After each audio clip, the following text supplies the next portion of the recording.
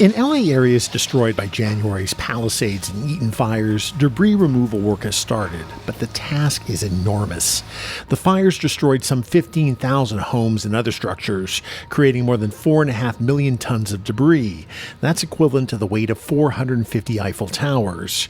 Removing all that ash and rubble can begin only after a home or business has been surveyed and toxic and hazardous materials like solvents and paints, batteries and propane tanks removed.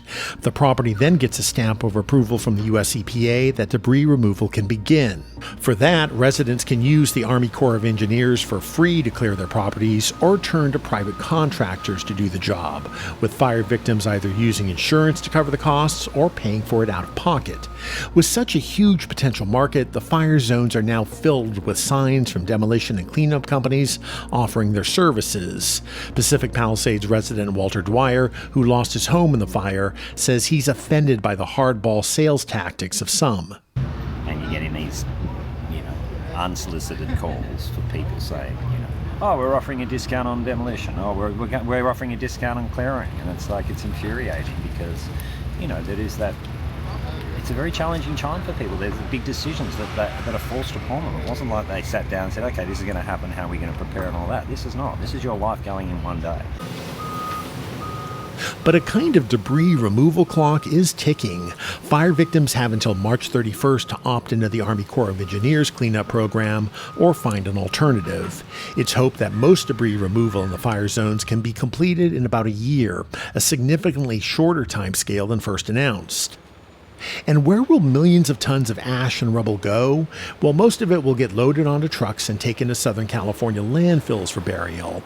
And that decision has sparked a backlash from communities near those landfills. Calabasas says no way. Calabasas says no way. Take your poison far away. Take your poison far away. In the city of Calabasas, which is home to a landfill receiving fire waste, residents have organized against debris removal to their community.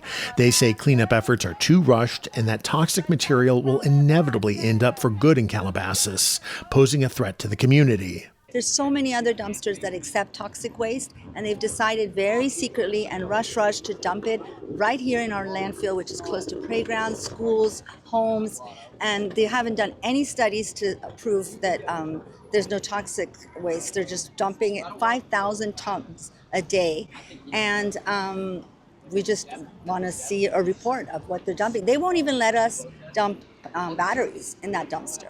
There's strict rules, and now they're just dumping all the fire debris that includes so many toxins. So where to put debris from LA's fires if not in the area? Residents who live near the landfills want to see it trucked to Nevada or Arizona and buried somewhere in the desert. Of course, those states likely don't want LA's fire waste. And officials say dumping the ash and debris from thousands of destroyed homes and far-off places would only slow the transition from cleanup to rebuilding. I'm Saul Gonzalez.